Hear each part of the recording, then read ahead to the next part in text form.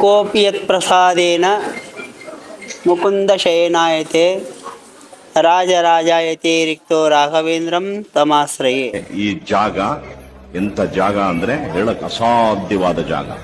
ಈ ಜಾಗದಲ್ಲಿ ಯಾರೇ ಕಾಲಿಟ್ರು ಅವನಿಗೆ 7ರ ಆಟದ ಶನಿ ಇರಲಿ, ಅಷ್ಟಮದ ಶನಿ ಇರಲಿ, ಇಲ್ಲಿ ಬಂದು ನಿಂತರೆ ಸಾಕು ಆ ಗ್ರಹಗಳೇ ಚಲ್ಲಾಪಿಲ್ಲಿ ಆಗೋದು. That is the power of Mantralaya. ಪೂಜ್ಯಾಯ ರಾಘವೇಂದ್ರಾಯ ಸತ್ಯಧರ್ಮರತಾಯ ಚ ಭಜಿತಾಂ ಕಲ್ಪವೃಕ್ಷಾಯ ನಮತಾಂ ಕಾಮಧೇನು. ಶ್ರೀರಾಘವೇಂದ್ರಾರ್ಯ ಶ್ರೀರಾಘವೇಂದ್ರಾರ್ಯ ಶ್ರೀರಾಘವೇಂದ್ರಾರ್ಯ ಪಾಹಿ ಪ್ರಭು.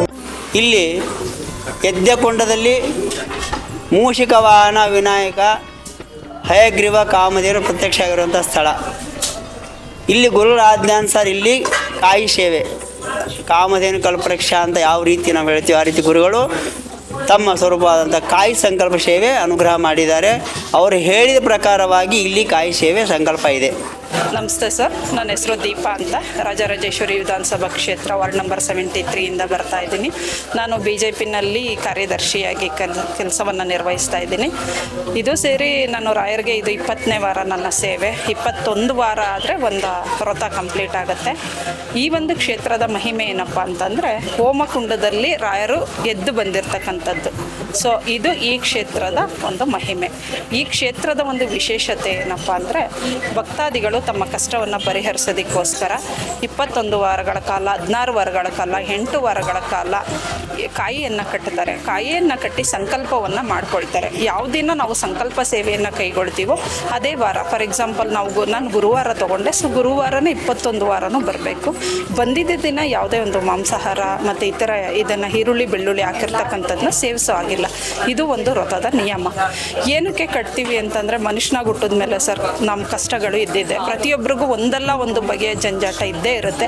ಆ ರೀತಿ ಕಷ್ಟ ಇರ್ತಕ್ಕಂಥವ್ರು, ಅದು ಹೆಣ್ಮಕ್ಳಾಗಿರ್ಬೋದು ಗಂಡು ಮಕ್ಕಳಾಗಿರ್ಬೋದು, ಯಾರೇ ಆಗಲಿ ಬಂದು ಕಾಯಿಯನ್ನು ಕಟ್ಟಿ ಸಂಕಲ್ಪವನ್ನು ಮಾಡಿಕೊಂಡು ಅವರವರ ಇಚ್ಛೆಗೆ ಅನುಸಾರವಾಗಿ ಅವರು ಸೇವೆಯನ್ನು ಮಾಡ್ತಾರೆ. ನಾನು ಸುಮಾರು ಒಂದು 4 ವರ್ಷಗಳ ಕಾಲದಿಂದ ನಾನು ರಾಯರ ಭಕ್ತಳಾಗಿದ್ದೀನಿ. ನಾನು ಮೇಯ್ನ್ ಮಠಕ್ಕೆ ಹೋಗ್ತಾ ಇದ್ದೆ. ಸೊ ಒಂದ್ಸರಿ ಅಲ್ಲಿ ಇರ್ತಕ್ಕಂತಹ ಮಠದವ್ರನ್ನ ಕೇಳಿದೆ, ನನಗೆ ಯಾವಾಗಲೂ ಇಲ್ಲಿ ಬರೋಕ್ಕಾಗಲ್ಲ, ಸೊ ನನಗೆ ತುಂಬ ಆಸೆ ಇದೆ ಹೋಗಬೇಕು ಅಂದಾಗ ಅವರು ಈ ಒಂದು ಮಠದ ಹೆಸರನ್ನು ಹೇಳಿದ್ರು. ಇಲ್ಲಿ ಮಹಿಮೆ ಅಪಾರ, ನೀವು ಅಲ್ಲೇ ಹೋಗಿ ಅಮ್ಮ, ನಿಮಗೆ ಹೋಗಬೇಕು ಅನ್ನಿಸ್ದಾಗಲೆಲ್ಲ ಇಲ್ಲಿಗೆ ಸುಮಾರು 2 ವರ್ಷಗಳಿಂದ ಬರ್ತಾ ಇದ್ದೀನಿ. ಸೊ ನನಗನ್ನಿಸ್ತು ಈ ಒಂದು ವ್ರತವನ್ನು ನಾನು ಮಾಡಬೇಕು, ನಮ್ಮ ಕರ್ಮ ಏನಿದೆಯೋ ಅದನ್ನು ನಾನು ಕಳ್ಕೋಬೇಕು ಅಂತ. ನಾನು ಏನೇನು ಅಂದ್ಕೊಂಡಿದ್ದೀನೋ ಅದೆಲ್ಲವೂ ಇದುವರೆಗೂ ಆಗಿದೆ. ನಾನು ಅಂದ್ಕೊಂಡಿದ್ದು ನನ್ನ ಮಗಳಿಗೆ ವೈದ್ಯಕೀಯ ಕ್ಷೇತ್ರದಲ್ಲಿ ಸೀಟ್ ಸಿಗಲಿ ಅಂತ. ಅವಳು ಕಷ್ಟಪಟ್ಟೋದ್ಲು, ಅದು ತಕ್ಕಂತೆ ರಾಯರ ಒಂದು ಅನುಗ್ರಹದಿಂದ ಸೀಟ್ ಸಿಕ್ತು. ಇವತ್ತು ಕಾರವಾರದಲ್ಲಿ ಓದ್ತಾ ಇದ್ದಾಳೆ. ಎರಡನೇದಾಗಿ ನಾನು ಯಾವ್ಯಾವ್ದು ಅಂದ್ಕೊಂಡೋ ಜೀವನದಲ್ಲಿ ಅಂಥ ಒಳ್ಳೆಯ ಒಂದು ಪುಣ್ಯದ ಕೆಲಸಗಳೆಲ್ಲವೂ ನನಗಾಗಿದೆ, ಒಳ್ಳೆಯದಾಗಿದೆ. ನನಗನ್ಸೋದೊಂದೇ, ನಂಬಿಕೆಟ್ಟವರಿಲ್ಲವೋ ರಾಯರನ್ನು ಅಂತ ನಾನು ಅಂದ್ಕೊಂಡಿದ್ದೀನಿ. ಇದುವರೆಗೂ ನಾವು ಏನೇ ಅಂದ್ಕೊಂಡ್ರು ಯಾವುದೋ ಒಂದು ರೂಪದಲ್ಲಿ ನನಗೆ ಒಂದೊಂದು ದಿನ ಇನ್ನೇನಪ್ಪ ಇದೇನಪ್ಪ ಅಂತ ಯೋಚನೆ ಮಾಡೋ ಅಷ್ಟರಲ್ಲಿ ಹೇಗೋ ಕೈ ಹಿಡಿದು ಮುಂದೆ ನಡೆಸ್ಕೊಂಡು ಹೋಗ್ಬಿಡ್ತಾರೆ.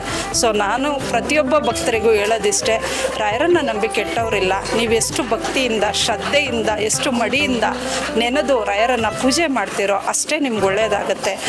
ನಿಮ್ಮ ಅನುಕೂಲಕ್ಕೆ ತಕ್ಕಂತೆ ಬಂದು ನೀವು ಸೇವೆಯನ್ನು ಮಾಡ್ಬೋದು. ನಾವು 21 ವಾರಗಳ ಕಾಲ ಆದ ನಂತರ ಹೋಮ ಮಾಡಿಸ್ಬೋದು, ಪಾದಪೂಜೆ ಮಾಡಿಸ್ಬೋದು. ಸೊ ಇವೆರಡು ಸೇವೆಗಳಿರುತ್ತೆ. ಅವರ ಶಕ್ತಿ ಅನುಸಾರವಾಗಿ ಹೋಮ ಆಗೋರು ಹೋಮ ಮಾಡಿಸ್ತಾರೆ, ಪಾದಪೂಜೆ ಆಗ್ತಕ್ಕಂಥವ್ರು ಪಾದಪೂಜೆಯನ್ನು ಮಾಡಿಸ್ತಾರೆ. ನನ್ನ ಎಲ್ಲ ಭಕ್ತಾದಿಗಳಿಗೂ ನಾನು ಹೇಳೋದಿಷ್ಟೇ, ಸರ್ವೇ ಜನ ಸುಖಿನೋ ಭವಂತು. ಎಲ್ಲರೂ ಯಾರೇ ಆಗಲಿ ರಾಯರನ್ನು ನಂಬಿದರೆ ಕೆಟ್ಟವರಿಲ್ಲ. ಸೊ ನೀವು ಯಾರು ರಾಯರನ್ನು ನಂಬ್ತಿರೋ ಅವರೆಲ್ಲರೂ ಬಂದು ಸೇವೆಯನ್ನು ಮಾಡಿ.